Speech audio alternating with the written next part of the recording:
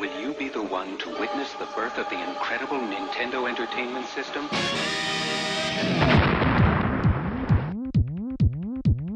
When the NES dropped and I first laid my eyes on the colorful sprite work, it was a literal game changer. In the early 80s, I played a lot of Atari 2600 and loved the hell out of the machine despite its limitations, but when Nintendo launched their first 8-bit home console, my mind was blown. My dad was always technologically driven, so we had an NES pretty early with a handful of games to play, but none of them held my attention quite like that first Super Mario Bros. Title. It was so fresh, so new, and much more advanced than anything I had ever played before. The phenomenon started there, and I was balls deep obsessed with all of it throughout the 8 and 16-bit eras. The comics, the cartoon, the movie. My childhood memories are a bit spotty at best, but for whatever reason I still vividly recall exactly where I was and what it felt like when a new Mario game dropped. And this first one is still one of my favorites ever, mostly due to nostalgia.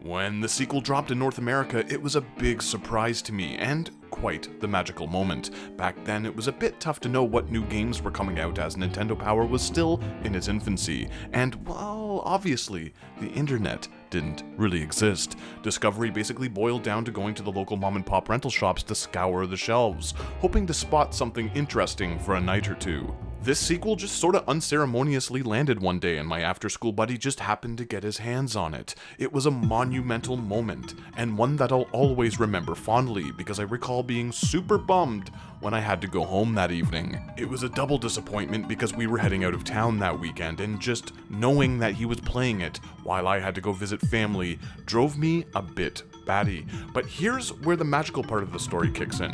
When we arrived at my aunt and uncle's place, my cousins had Super Mario 2, and boy howdy, did I play the ever-living hell out of it all damn weekend. And hey, did you know that Super Mario 2 isn't a Mario game at all? It's a reworked, reskinned version of Doki Doki Panic, a Japanese title created to promote a Fuji television event. Did you know that Super Mario 2 isn't real, people? And this wouldn't be a proper YouTube video if I didn't mention it at least half a dozen times. Doki Doki Panic. Super Mario 2, Japan. Mario 2 isn't a Mario game at all. Watch how my likes, subscriptions, and internet clout as a whole increases as I tell you all this groundbreaking information. Doki Doki Panic is Mario 2. Can you even believe it? New information.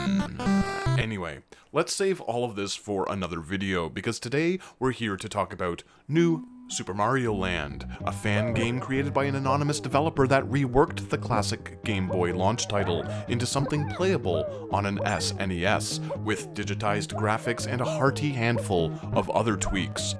But first, how about we do a bit of a mini review of the original, because quantity, people, quantity. We're looking at 2 whole games for the price of 1 YouTube video click today, because I like all of you that much. When the Game Boy dropped in 1989, it was a huge deal. Similarly to its console older brother, you could swap out carts, and the library contained a lot of familiar NES franchises from the get-go, on the go, only a bit smaller, naturally. Nintendo's chief engineer, Gunpei Yokoi, designed the gray, battery-guzzling brick, and it was he who also was tasked with producing a new Mario game for the device, instead of series creator Shigeru Miyamoto. This is the main reason why Super Mario Land has a bit of a weird flavor. It's an oddity in almost every way, with a development team made up of director Satoru Okada, whose work included Metroid and Kid Icarus.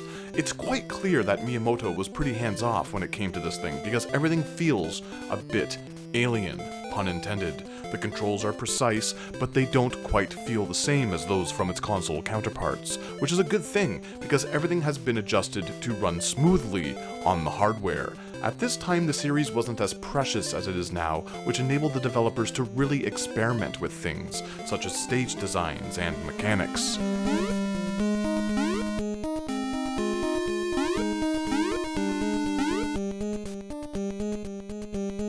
The style is clean and simple here, with backgrounds that are largely white, which really accentuates all of the remaining graphics, including Mario himself, who is much smaller but very easy to see. When it comes to controlling the monochromatic plumber himself, there is a bit of a learning curve to work around since he feels a bit more floaty than his console alternative, again, to make up for the handheld's limitations. Fast action just isn't the Game Boy's forte, as things often get blurry and obstacles can be tough to see as a result.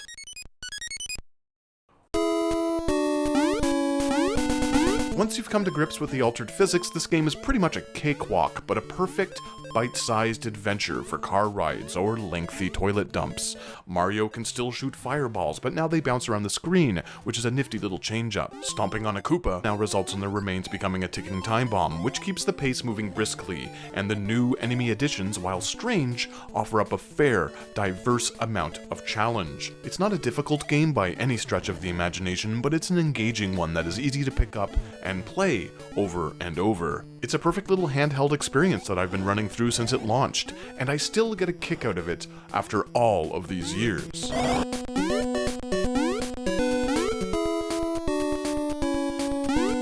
Now, I'm admittedly not the biggest Mario fan out there despite my obsession with the franchise as a child, but this is one I come back to quite frequently. To me, it's right up there with Super Mario World and Mario 2, which is actually a Doki Doki Panic game for those who don't remember.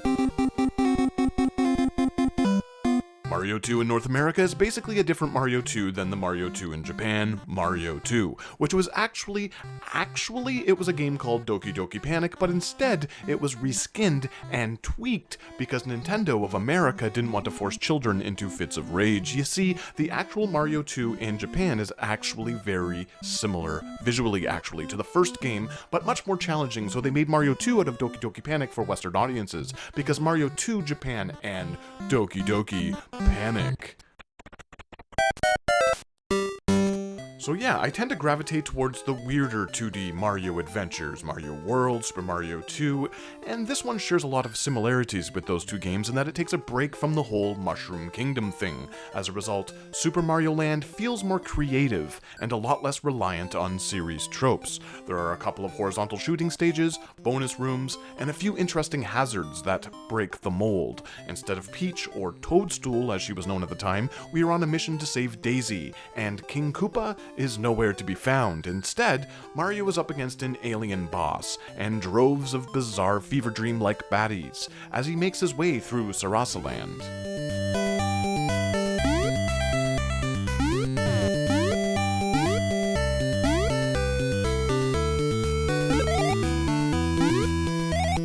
Hirokazu Tanaka's score is just brilliant, with some very simple, catchy melodies. They perfectly suit the in-game action and work to showcase the handheld's audio capabilities superbly. When it comes to music, the Game Boy is a real beast, and while you may have to dig for them sometimes, there are terrific soundtracks on the device. Super Mario Land's is one of the first, but it still remains one of the best in all of gaming.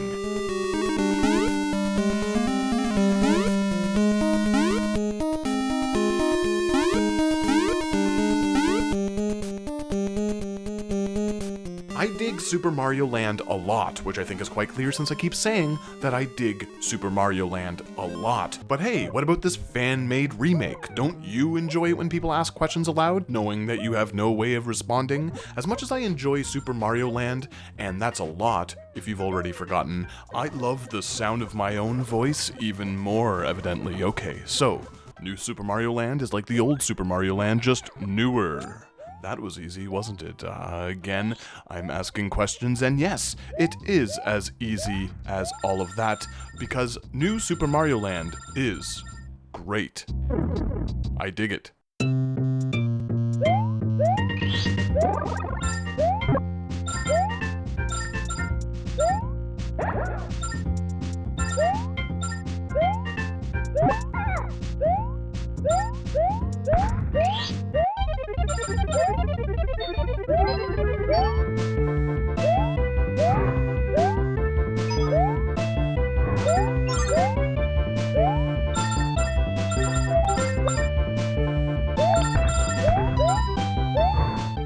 Pound for pound, the most impressive thing about this game is that it's not a ROM hack, nor is it running on any existing modified software. New Super Mario Land was built from scratch with custom tools. The graphics and sound were all created from the ground up to produce something that could be played on an actual SNES. It's extremely impressive from a technical standpoint, and the level of dedicated passion definitely shows in the final product.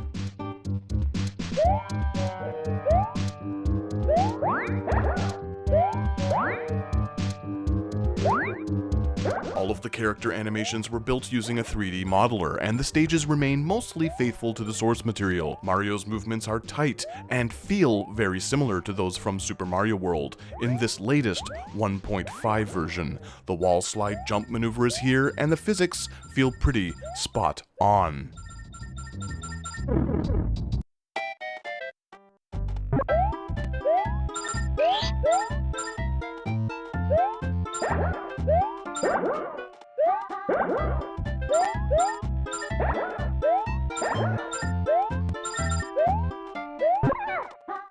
Similarly to the official new Super Mario Bros. Games, you can play cooperatively with up to 4 players in tandem. Unfortunately, I didn't get the chance to run it through the paces in this mode, but I did capture some demo footage here to give you an idea.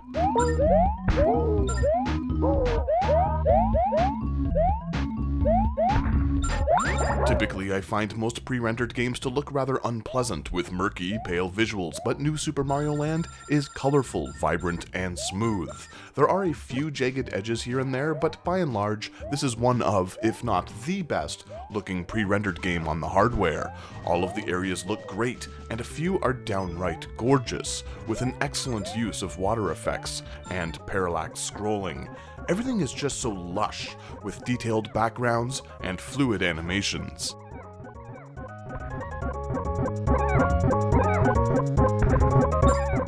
All of the stages are faithful recreations of those from the original game as well. The level designs and enemy placements seem to largely be one-to-one, with only a few artistic liberties taken to make it all look and feel a bit more modern. I mean, clearly the graphics have seen a complete overhaul, but there aren't any superfluous additions to pad out the length. Bottom line, it's Super Mario Land with a facelift.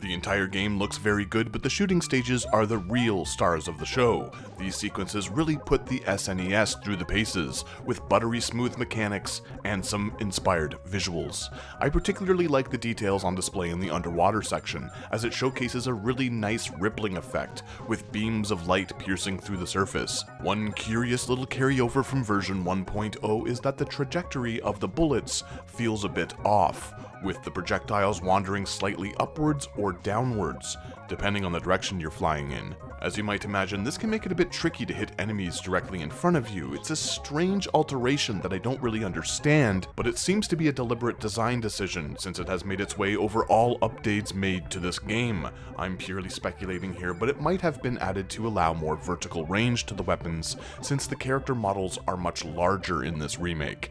It took a hot minute to adjust to, but it isn't really an issue. Just more of an observation, if anything.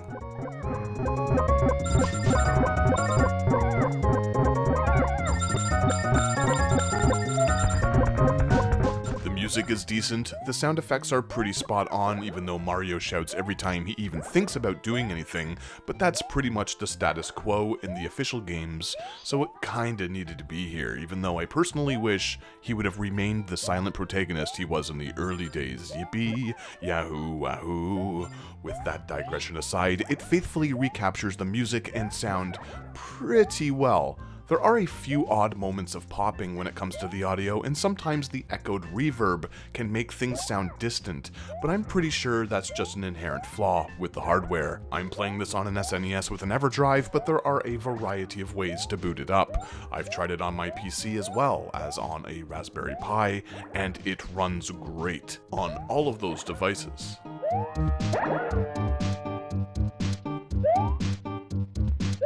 New Super Mario Land is an awesome little novelty to experience for yourself. I know a lot of people like to ask for download links in the comments, but I'm never going to do that, so maybe just stop wasting your time. Nintendo are a goose-stepping Gestapo nightmare when it comes to this stuff, and I've already had my fair share of flags from them. Besides, it's not hard to find with a simple search online, and it's a really easy download. Just be sure to get the latest version. To be completely transparent, this is the second time I've released this video. In my original review, I had a few problems with the game, including some Dave Perry-like camera snapping, slowdown, and overlapping texture issues. Normally I don't like to revisit fan games since they get updated quite frequently, but the fixes are so substantial that I feel I would have been doing this game dirty if I had kept the original review up. I meant everything I said the first time, but it wouldn't have done the game any justice to keep that one, since this version fixes every single major and minor gripe I had about the other one. New Super Mario Land is now a fantastic, buttery smooth experience that everyone should try out. Kudos to the developer of this thing, and I can't wait to see what they get up to next.